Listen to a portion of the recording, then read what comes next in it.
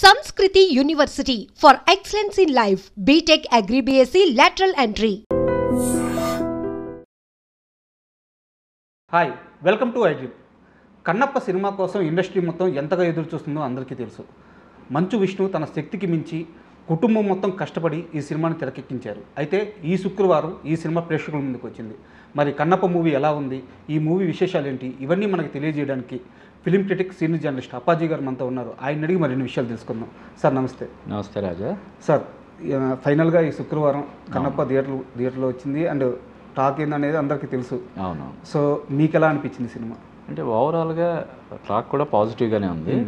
నాకు కూడా పాజిటివ్గానే అనిపించింది. అంటే జనరల్గా ఇప్పుడు ఈ సినిమాకి సంబంధించి ఎందుకన్నా మొదటి నుంచి కూడా చాలా నెగిటివ్ టాక్ స్ప్రెడ్ అయ్యింది సార్. కానీ ఈ సినిమా చూసిన తర్వాత పాజిటివ్గా ఉందని అనిపించింది. ముఖ్యంగా మంచు విష్ణు కెరీర్లో ఇది అంటే అతను పర్ఫార్మెన్స్ అది చాలా సెటిల్డ్గా చాలా బాగుంది. కెరీర్ బెస్ట్ పర్ఫార్మెన్స్ అని మనం చెప్పచ్చు. సార్ ఇలాంటి ఒక పురాణ ఇతిహాసాలను కథగా చేసుకొని ఒక సినిమా చెప్పాల్సి వచ్చినప్పుడు ఒక ప్రయత్నం అనేది చాలా సిన్సియర్గా ఉండాలి. అవును. సినిమా రిజల్ట్ అనేది మనం తర్వాత మాట్లాడుకుందాం, కానీ ఎంతవరకు సిన్సియర్గా దాన్ని అటెంప్ట్ చేసామనేది చాలా కీలకమైన అంశం. అవును. సో ఆ సిన్సియారిటీ మీకు ఎంతవరకు కనిపించింది మూవీలో? అటెంప్ట్ అయితే చాలా సిన్సియర్గానే ఉందని మనం చెప్పొచ్చు. అందులో దాన్ని మనం శంకించడానికి, అటెంప్ట్ని శంకించడానికి ఏం లేదు.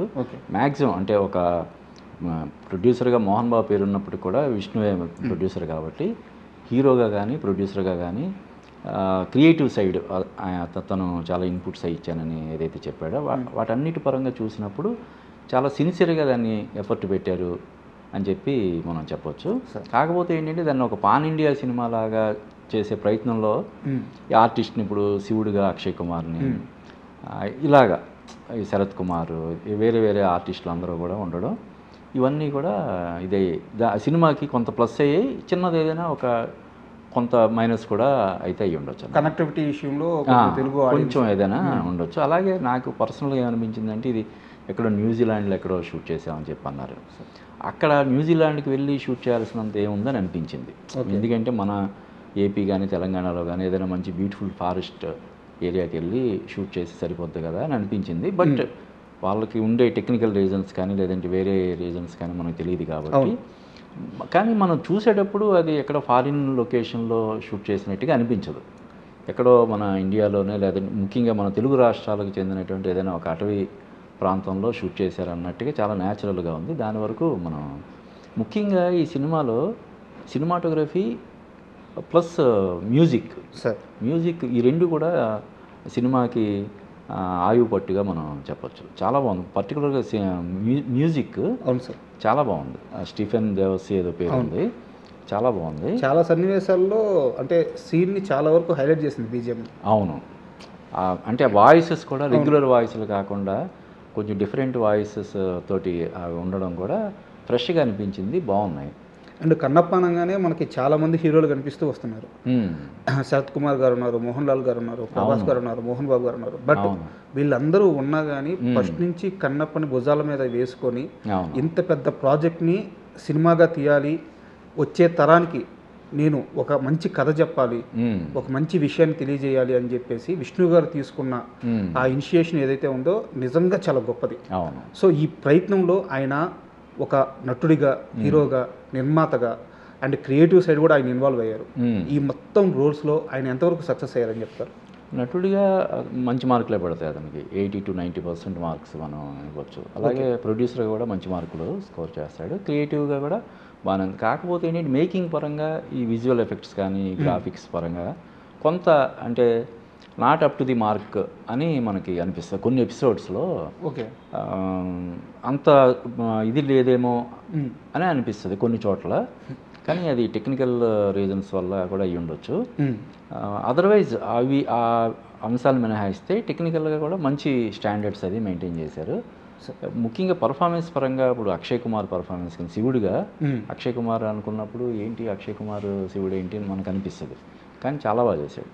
అలాగే పార్వతీదేవిగా నటించినటువంటి కాజల్ కూడా చాలా పర్ఫెక్ట్గా, అంటే భవిష్యత్తులో ఏదైనా పౌరాణిక సినిమాల్లో పాత్రలో అంటే కాజల్ పేరు ముందు గుర్తుకొచ్చేటట్టు చేసింది. అంటే ఆ డివైన్ ఏమంటారు దాన్ని, ఆ డివైన్ లుక్స్ కూడా ఆమెలో కనిపించే చాలా బాగా పర్ఫామ్ చేసింది కాజల్. సార్ ఇప్పుడు కన్నప్ప అనగానే మొదటి నుంచి కూడా ఒక స్పెషల్ ఇంట్రెస్ట్ రావడానికి కారణం ఏంటంటే ప్రభాస్ గారు దాంట్లో యాక్ట్ చేస్తున్నారని చెప్పి తెలియజేయడం. అవును. సో ఇప్పుడు ప్రభాస్ గారు యాక్ట్ చేశారు, సినిమా రిలీజ్ అయింది, ఆయన రోల్కి మంచి మార్కులు పడుతున్నాయి, మొత్తం సోషల్ మీడియా అంతా చాలా పాజిటివ్ వైబ్స్ నడుస్తూ ఉన్నాయి. బట్ నా డౌట్ ఏంటంటే ప్రభాస్ డేట్లు ఉన్నాయి కాబట్టి ఒక మాస్ హీరో కాబట్టి తీసుకొని కథతో సంబంధం లేకుండా ప్రభాస్ని ఇరికిచ్చేసారా, లేకుంటే కథని మలుపు తిప్పే రోలా? కథని మలుపు తిప్పే రోల్ అది. అంటే తిన్నడు అతని క్యారెక్టర్, తిన్నడు కన్నప్పగా మారే క్రమంలో వచ్చే ఒక కీలకమైనటువంటి పాత్ర ప్రభాస్ది. ఓకే. ఏదో ప్రభాస్ ఇచ్చాడు కాబట్టి చేసినట్టు కాకుండా ఆ క్యారెక్టర్ ప్రభాస్ వల్ల, అంటే ఇందాక మనం అనుకున్నాం కదా ఈ సినిమాని ఒక పాన్ ఇండియా రేంజ్కి తీసుకెళ్లాలంటే ముఖ్యంగా ఇప్పుడు అక్షయ్ కుమార్ వీళ్ళందరూ ఉన్నప్పటికీ కూడా మెయిన్ దానికి ప్రభాస్ ప్లస్ ప్రభాస్ ఈ సినిమాకి ప్రభాస్ ఉండడం ఒకటైతే, ప్రభాస్కి ఈ సినిమాకు ఉన్న అనుబంధం ఏంటంటే ప్రభాస్ పెదనాన్న కృష్ణరాజు గారు భక్త కన్నప్ప ఎంత పెద్ద హిట్టో, ఎంత క్లాసికల్ ఫిల్మో మనకు తెలుసు. యాక్చువల్గా కృష్ణరాజు గారు కొన్ని సందర్భాల్లో భక్త కన్నప్ప సినిమాని ప్రభాస్తో చేయాలన్న అభిలాషని, ఆయన ఆకాంక్షని వ్యక్తం చేశారు. ఆ విధంగా కూడా ప్రభాస్ ఈ సినిమాలో ఉండడం ప్రత్యేకత సంతరించుకుందని మనం చెప్పచ్చు. ఓకే. అండ్ ప్రభాస్ గారు కాకుండా ఇంకా సీనియర్ హీరోలు చాలా మంది ఉన్నారు, మోహన్ లాల్ గారిని, మోహన్ బాబు గారు కానీ, వీళ్ళ యాక్టింగ్ ఎలా ఉంది సార్? అంటే వీళ్ళకి కొత్తగా వీళ్ళ యాక్టింగ్ బాగుంది, వీళ్ళు బాగా చేశారని చెప్పడం అంటే కొంచెం అది అతియోక్తి అవుద్ది. అంటే నేను అడిగేది ఏంటంటే ఈ క్యారెక్టర్స్లో కరెక్ట్గా ప్లేస్ అయ్యారా అనేది నా డౌట్. మోహన్ బాబు చాలా బాగా పర్ఫామ్ చేశారు. ఇంక పర్టికులర్గా మోహన్ లాల్ కనబడేది కాసేపైనా కూడా చాలా ఇంపాక్ట్ ఉన్నటువంటి క్యారెక్టర్. దాన్ని ఆ క్యారెక్టర్ డిజైన్ కూడా చాలా బాగా చేశారు. ఈవెన్ ఏదైతే కొరియోగ్రఫీ ఉందో ఫైట్ కొరియోగ్రఫీ కూడా చాలా బాగా చేశారు. మోహన్ లాల్ బాగా చేశాడు. అలాగే శరత్ కుమార్ ఆయన కూడా బెస్ట్ పర్ఫార్మెన్స్ ఇచ్చాడని చెప్పవచ్చు. ఈ తిన్నడు ఫాదర్ క్యారెక్టర్ చేశాడు ఆయన. అంటే ఆర్టిస్టుల పరంగా ఈ పలానా వాళ్ళు బాగా చేయలేదు అనడానికి లేదు ఈ సినిమాలో కదా. అది credit goes to director Mukesh Kumar Singh. ఎందుకంటే ఆయన అంతకుముందు ఈ తరహా సీరియల్స్ అవి చేసి ఉండడం వల్ల చాలా అద్భుతంగా అందరి నుంచి, ఈవెన్ ఇప్పుడు ఆ మరియమ్మ క్యారెక్టర్ ఏదో చేసింది ఐశ్వర్య, మన లక్ష్మి సీనియర్ ఆర్టిస్ట్ లక్ష్మి కూతురు, ఆమె కూడా చాలా బాగా చేసింది కదా. అందరూ ఈవెన్ రఘుబాబు కావచ్చు, బ్రహ్మాజీ కావచ్చు, వీళ్ళందరి దగ్గర నుంచి మంచి పర్ఫార్మెన్స్ ఇస్తున్నాడు. ముఖ్యంగా కీ రోల్స్ ఇందాక మనం చెప్పుకున్నట్టు అక్షయ్ కుమార్ కానీ, కాజల్ కానీ, శరత్ కుమార్ కానీ, మోహన్ లాల్ కానీ, వీళ్ళందరి నుంచి బెస్ట్ పర్ఫార్మెన్స్ తీసుకున్నాడు అతను. సార్ ఎప్పుడైనా సరే అది చిన్న సినిమా అయినా పెద్ద సినిమా అయినా ఆ సినిమా సక్సెస్ అవ్వడానికి కొన్ని సీక్వెన్స్లు చాలా బాగా ఉపయోగపడతాయి అన్నమాట సినిమాలు. అంటే కన్నప్ప విషయానికి వస్తే బాగా వర్కౌట్ అయిన సీక్వెన్స్ అంటే ఏం చెప్తారు మీరు? మోహన్ లాల్ సీక్వెన్స్ ఒకటి చాలా బాగా వచ్చింది. ఓకే. అలాగే ప్రభాస్ ఉన్న సీన్స్ అన్నిటి కూడా ఈ సినిమాకి మేజర్ హైలైట్స్గా మనం చెప్పవచ్చు. అలాగే ఈవెన్ ఇప్పుడు తిన్నడు ప్రేయసిగా నటించినటువంటి అమ్మాయి ఉన్ని ఏం పేరు అమ్మాయి పేరు, ఆ అమ్మాయి కూడా చాలా బాగా చేసింది. ప్రీతి ముకుంద్ ఏదో ఉంది, ఆ అమ్మాయి కూడా అంటే ఆ క్యారెక్టర్లో ఒదిగిపోయింది, చాలా బాగా చేసింది. వాళ్ళిద్దరి మధ్య ఉండే కొన్ని సీన్స్ కానీ, ఆ లవ్ ఇది కానీ చాలా చక్కగా డిజైన్ చేశారు. ఆమె కూడా చాలా బాగా చేసింది. ఆమెకి మంచి ఫ్యూచర్ ఉంటుందని నాకు అనిపించింది. సార్ కన్నప్ప సినిమా అనౌన్స్మెంట్ అవ్వగానే ఆ సినిమా బడ్జెట్ గురించి తెలియగానే చాలా మందికి విష్ణు రిస్క్ చేస్తున్నాడు అని చెప్పేసి ఒక క్వశ్చన్ అయితే రేజ్ అయింది. బట్ వాళ్ళు కంటెంట్ని నమ్మారు. కంటెంట్ నమ్మి విష్ణు మార్కెట్ కంటే కొన్ని ఇంతలో ఎక్కువ బడ్జెట్ పెట్టేశారు. ఈరోజు మీరు సినిమా చూశారు మీరు. సో అంటే ఒక కన్నప్ప కథ చెప్పాలంటే ఒక తిన్నడు, దేవుణ్ణి నమ్మడు, ఒక టైం లైన్ తర్వాత అంటే కొంచెం ఒక వయసు వచ్చిన తర్వాత, ఒక సమయం గడిచిన తర్వాత కొన్ని కారణాల వల్ల తను మార్పు చెంది నాస్తికుడు భక్తుడిగా మారుతాడు. నాస్తికుడు భక్తుడిగా మారి అంటే ఇక్కడ కొత్తగా కథ ఏమి ఉండదు, అందరికీ తెలిసిన కథే. అవును. వాళ్ళు ఇంత బలంగా నమ్మడానికి కారణం ఏంటంటారు? అంటే మీరు సినిమా చూశారు కాబట్టి ఇన్ని రోజులుగా ఉన్న డౌట్ ఈరోజు జనాలు అంటే ఈ బడ్జెట్ మొత్తం మంచు విష్ణు మోయాల్సిన అవసరం లేదు కదా. ఇప్పుడు ఇంతమంది ఉన్నారు కాబట్టి, ఇప్పుడు అక్షయ్ కుమార్, ప్రభాస్ వీళ్ళందరూ ఉన్నారు కదా, మోహన్ లాల్ వీళ్ళందరూ ఉన్నారు కాబట్టి ఇతనికి బడ్జెట్ అంటే అది కేవలం మంచు విష్ణు సినిమా కాదు కాబట్టి, మంచు విష్ణు ఉండే మార్కెట్ను దృష్టిలో పెట్టుకొని సినిమా అంతలోనే చెయ్యాలి, ఇంతకంటే ఎక్కువ చేస్తే దీనికి బడ్జెట్ అయిపోద్దన్న ఇది లేదు కదా. వీళ్ళందరూ ఉండడం వల్ల ఆ సినిమాని అంత లావిష్గా వాళ్ళు చెప్తున్నటువంటి అన్ని కోట్లు ఖర్చు పెట్టి తీశారని మనం చెప్పొచ్చు. ఇది కమర్షియల్గా ఇప్పుడు ఉన్న టాక్ను బట్టి కానీ మేకింగ్ దీన్ని బట్టి కానీ చూస్తే కమర్షియల్గా సేఫ్ అయ్యే అవకాశం ఉందని నాకు అనిపిస్తుంది. ఓకే. అండ్ ప్రభుదేవ గారి సాంగ్ మనకి అది జస్ట్ యూట్యూబ్లో రిలీజ్ చేసినప్పుడే చాలా బాగుంది అనిపించింది. అండ్ సినిమాలో కరెక్ట్ ప్లేస్మెంట్లో పడిందా, ఎలాంటి ఒక బాగున్నాయి. కొరియోగ్రఫీ కూడా సాంగ్స్ చెప్పాను కదా, ఈ సినిమాకి మెయిన్ హైలైట్స్ ఏంటంటే సినిమాటోగ్రఫీ ప్లస్ మ్యూజిక్. వాటిని చిత్రీకరించిన విధానం చాలా బాగుంది. ఓకే. ఓవరాల్గా అదే అంటే మెయిన్ ఏదైనా సినిమాకి సంబంధించినంత వరకు ఏంటి పర్ఫార్మెన్స్లు, సినిమాటోగ్రఫీ, మ్యూజిక్, ఇవే కదా మెయిన్. ఈ మూడిట్లో చాలా అద్భుతమైనటువంటి అవుట్పుట్ వచ్చింది. ఇంకా చిన్న చిన్న చెప్పాను కదా ఇందాక విజువల్ ఎఫెక్ట్స్ కానీ ఇటువంటివి కొంచెం అక్కడక్కడ కొంచెం నాసిరకంగా ఉన్నాయేమో అని అనిపిస్తుంది మనకి.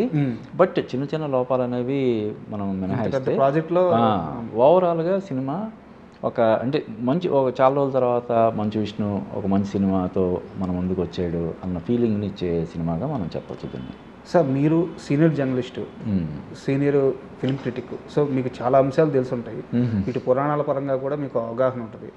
ఈ సినిమా కోసం సినిమాటిక్ లిబర్టీ ఎంతవరకు తీసుకున్నారు? అంటే ఇది వాళ్ళు చెప్పారు కదా ముందే డిస్క్లైమర్, మోహన్ బాబు గారు ఆ డిస్క్లైమర్ వేసాడు కదా సినిమాకి సంబంధించి కొంత ఏదైనా జరిగి ఉంటే. నాకు తెలిసి అటువంటివి కూడా ఏం లేవు కదా. ఇప్పుడు ఇందులో తిన్నాడు క్యారెక్టర్, ఇది ఇందాక నువ్వు చెప్పినట్టు ఒక నాస్తికుడు దేవుణ్ణి నమ్మనటువంటి, అది కూడా దాని బలమైనటువంటి కారణం చూపిస్తాడు. అంటే ఆ బలి ఇచ్చే ఏదైతే ఉందో దానివల్ల, అంటే బలి కోరడం ఏంటి, ఒక దేవత మీ ఊరిని కాపాడడం కోసం, ఊరిని రక్షించడం కోసం బలి కోరడం ఏంటి అనే దాని మీద కదా అతనికి దేవుడి మీద ఇది వస్తుంది, విముఖత కలిగి దాని ద్వారా అతను నాస్తికుడిగా మారుతాడు. తర్వాత ఆస్తికుడు ఎందుకు ఎలాగయ్యాడు అనేది ఆ ట్రాన్స్ఫర్మేషనే కదా ఈ సినిమా. దానికోసమే ప్రభాస్ లాంటి ఒక పవర్ఫుల్ స్టార్ని తీసుకొచ్చి వాళ్ళు స్పెషల్గా ఆబ్లిగేట్ చేసి, మామూలుగా అయితే చేయడు కదా ప్రభాస్.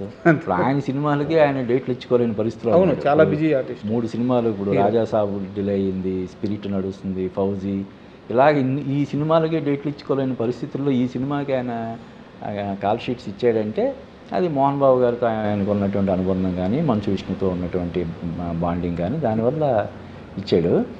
దీనివల్ల అంటే ఈ ప్రభాస్ లాంటి ఒక powerful star, pan India star ఉండడం వల్ల ఈ సినిమాకి ఒక నిండుదనం చేకూరిందని చెప్పొచ్చు. ఏదైతే తిన్నడు కన్నప్పగా మారే క్రమంలో ప్రభాస్ క్యారెక్టర్ ఎంటర్ అవ్వడం, దానివల్ల ఆడియన్స్ కూడా కన్విన్స్ అవుతారనమాట. సార్, అంటే ఈ క్వశ్చన్ అడగొచ్చో లేదో నాకు తెలియదు, బట్ ఏంటంటే కృష్ణరాజు గారు ఆల్రెడీ కన్నప్ప తీసున్నారు.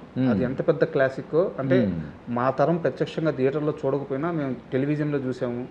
మా ముందు తరాలు ఆ సినిమా గురించి గొప్పగా మీలాంటి వాళ్ళు గొప్పగా చెప్తుంటే వినున్నాము. సో ఆ సినిమా క్రియేట్ చేసిన హిస్టరీ మనందరికీ తెలుసు. సో ఇప్పుడు ఈ సినిమా అంటే నేను కంపేర్ చేయట్లేదు సార్, ఆ స్థాయి ఫీల్ ఇచ్చే విధంగా ఉందా అని నా డౌట్. అంటే దానికి దీన్ని మనం పోలిక పెట్టాల్సినటువంటి అవసరం లేదు, పోల్చాల్సినటువంటి పని లేదు. అది భక్త కన్నప్ప, అది కృష్ణరాజు, వాణిశ్రీ చేసినటువంటి సినిమా. ఇది మంచు విష్ణు, ఇంకా వీళ్ళందరూ ఇందాక మనం చెప్పుకున్నటువంటి స్టార్స్ అందరూ యాక్ట్ చేసిన సినిమా. అయితే పాడు చేయలేదని మాత్రం చెప్పొచ్చు. కొన్ని సినిమాలు మనకేమనిపిస్తాయంటే అనవసరంగా ఇది చేశారు, దాన్ని పాడు చేశారు అన్న ఫీలింగ్ కలుగుతుంది కదా. దీనికి అటువంటి ఫీలింగ్ కలగదు. దీనికోసమే అంటే దీన్ని అనవసరంగా తీసుకొని చెడగొట్టారు, ఉన్న పేరు పాడు చేశారు అన్న, లేదంటే ప్రభాస్ కూడా చాలా మైనస్ అవుతుంది. అంతే కదా సార్. మరీ బాగుండకపోతే ఇటువంటి దాంతో ఎలాగ అసోసియేట్ అయ్యాడు, పెదనాన్నకి ఎంతో పేరు తెచ్చిపెట్టినటువంటి సినిమా అది. ఇటువంటి నాసిరకం కథా కథనాలతో ఉన్నటువంటి సినిమాలో ప్రభాస్ ఎందుకు అసోసియేట్ అయ్యాడని చెప్పి విమర్శలు ఖచ్చితంగా వస్తాయి, అలాగ ఉండుంటే. కానీ ఆ విమర్శలకు తావు లేకుండానే ఈ సినిమాని తీశారని మనం చెప్పొచ్చు. అంటే ఎందుకు అడిగానంటే సార్, ఇది నిజంగా ఒక సిన్సియర్ ప్రయత్నం మాత్రం ఖచ్చితంగా చెప్పుకోవచ్చు అనమాట. సో ఆల్రెడీ ఒక కన్నప్పని చూసిన తరం ఇప్పుడు థియేటర్లు రావడం కాస్త తగ్గించేసుకుంటారు. అవును. సో వాళ్ళకి అది ఇప్పుడు 50 సంవత్సరాల పైన వాళ్ళకి కూడా ఈ సినిమాని అంతే సిన్సియర్గా తీశారు, సో చెడగొట్టలేదు అని ఒక విషయం అయితే తెలియాల్సిన అవసరం ఉంది అనిపించింది. చెడగొట్టలేదు అంటే రాజుని చూసిన కళ్ళతో అన్నట్టు భక్త కన్నప్ప సినిమా చూసిన తర్వాత దీన్ని చూస్తే కొంత డెఫినెట్గా ఉండొచ్చు తప్ప, మామూలుగా ఇప్పుడు అంటే ఇప్పుడు మనం చూస్తున్నాం అంతకుముందు 30 ఏళ్ళ క్రితం 40 ఏళ్ళ క్రితం అసాధారణటువంటి విజయం సాధించిన సినిమాలు ఈ మధ్య రిలీజ్ చేస్తుంటే పెద్దగా ఎవరు పట్టించుకోని పరిస్థితి ఉంది. అలాగా అంటే అప్పుడు ఆడియన్స్ టేస్ట్ వేరు, ఇప్పుడు ఆడియన్స్ టేస్ట్ వేరు. ఇప్పుడున్న ఈ జనరేషన్కి భక్త కన్నప్ప సినిమా చూస్తే కొంతమందికి నచ్చకపోవచ్చు కదా, ఆ స్లో నేరేషన్ కానీ అవి కానీ నచ్చకపోవచ్చు. కానీ ఈ సినిమా ఓవరాల్గా అంటే డెఫినెట్గా ఒక సినిమా 100% అందరికీ నచ్చాలని లేదు కదా. ఇప్పుడు బాహుబలి సినిమాకి మనకి ఎంత డివైడెడ్ టాక్ వచ్చిందో మనకు తెలుసు. డే 1 డిజాస్టర్ అని చెప్పి అన్నారు, చాలా దారుణమైనటువంటి స్పందన వచ్చింది. అలాగే ఒక సినిమా అందరికీ నచ్చాలని లేదు కాబట్టి ఈ కన్నప్ప సినిమా కూడా డెఫినెట్గా కొంతమందికి నచ్చకపోవచ్చు. కానీ ఓవరాల్గా చూసినప్పుడు చెప్పాను కదా ఇందాక, చిన్న చిన్న మైనస్లు మినహాయిస్తే ఓవరాల్గా మాత్రం చాలా బాగుందని మనం చెప్పొచ్చు. పర్టికులర్గా మంచు విష్ణు నుంచి ఇంత బెస్ట్ మంచి అవుట్పుట్ జనరల్గా ఎక్స్పెక్ట్ చేయరు కాబట్టి రాలేదు కాబట్టి ఆ రకంగా చూసినప్పుడు ఇది కన్నప్ప మంచి మార్కులు స్కోర్ చేస్తాడని మనం చెప్పచ్చు. సార్ ఫైనల్గా కన్నప్ప అనౌన్స్ అయినప్పటి నుంచి కూడా మంచు విష్ణు గారు ఎంత హేట్ ఎదుర్కొన్నారో మనందరికీ తెలుసు. సోషల్ మీడియాలో ఆయన్ని ఎంతలా టార్గెట్ చేశారో మనందరికీ తెలుసు. సో ఇంత జర్నీ తర్వాత ఆయన ఈ ప్రయత్నంలో సక్సెస్ అయ్యారు. సో ఒక సీనియర్ జర్నలిస్ట్గా ఇలాంటి ఒక మొండి హీరో గురించి ఏం చెప్తారు?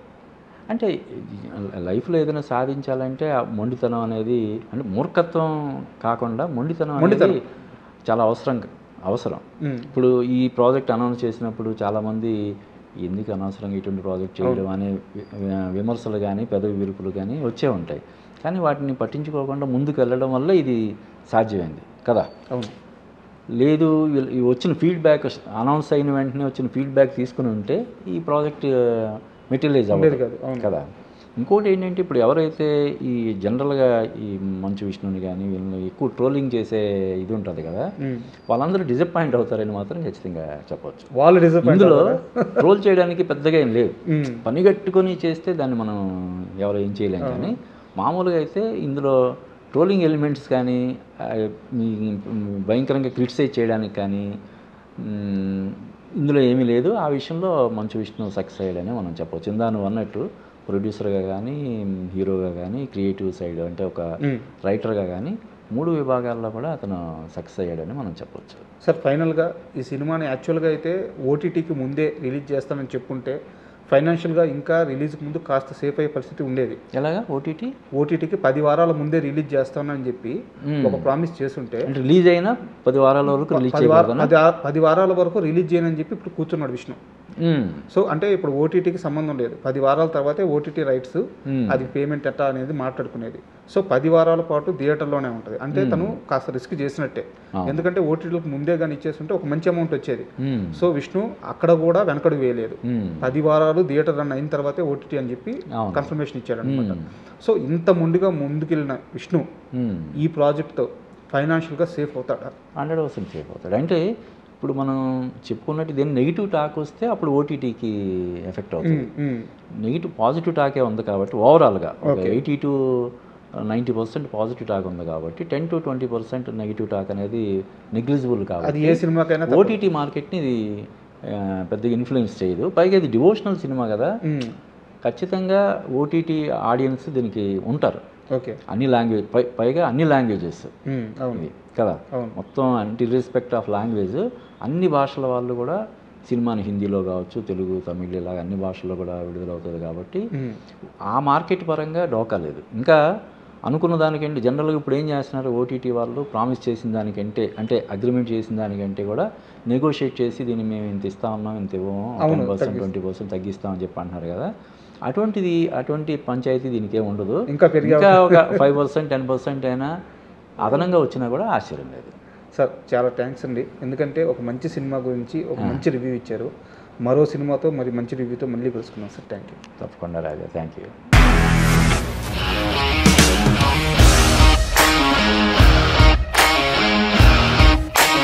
ఇండస్ట్రీలో కమిట్మెంట్ ఇష్యూస్ వస్తే నీకు కూడా వచ్చినట్టు మార్నింగ్ తీసుకెళ్ళాలంటే కొట్టి పడేసాడు.